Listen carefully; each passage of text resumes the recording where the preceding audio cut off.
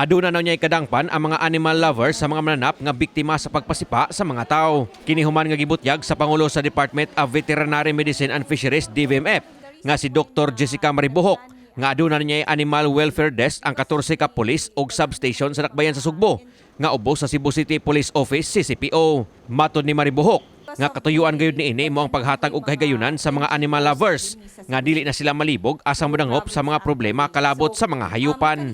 Niadtong buwan sa Nobyembre, gipaubos na sa DVMF og seminar ang pipila ka mga personel sa CCPO aron mas maedukar sila kalabot unya sa mga reklamong dawaton og tagaan og pagtagad gikan sa mga reklamante.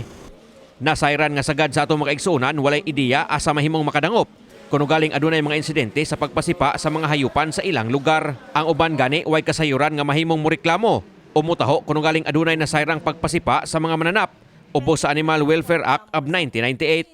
Giklaro ni Maribuhok nga di lang mga iro ug iring kundi lakip na gayod sa tanang concern sa tanang hayupan ang mahimo niyang maatiman sa atong kapulisan sa ilang Animal Welfare Desk. The reason why na nagplan mi ani sir sa Cebu City because of the daghan naman ko yung mga NGOs dinhi sa Cebu City, Cebu Province actually. So kani sila daghan sila yung mga reklamo regarding sa mga katong violation sa animal welfare and dili sila basta-basta makadali og duol. So citation ramang gud ang amuan then limited lang ang amount. So, minimum of 2,000, maximum of 5,000.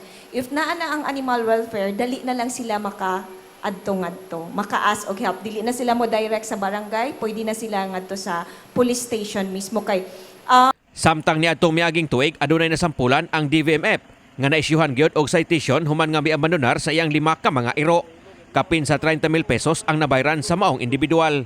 Samtang bisan kung dili ubos sa iyang ginsakupan ang gayong hitabong pagpanghilo sa 50 ka mga iro sa usa ka subdivision didto sa Dakbayan sa Naga. Gikasubo gihapon kini ni Maribuhok. Gihulagway ni Maribuhok ang gibuhat ngadto sa mga iro nga di gyud makatarunganon. Daghang paagi matud pa nga mahimong makontrolar ang pagdaghan sa mga laog nga iro kuno galing mo gyud kini ang suliran sa usa ka komunidad.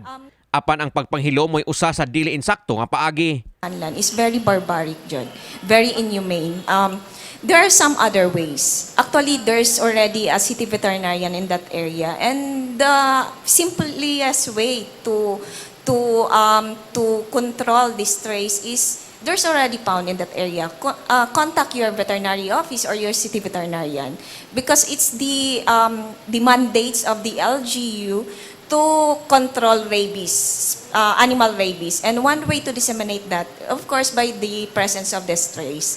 So, there's an LGU who can do that. So, Kini si Greggy Magdadaro alang sa My TV Cebu.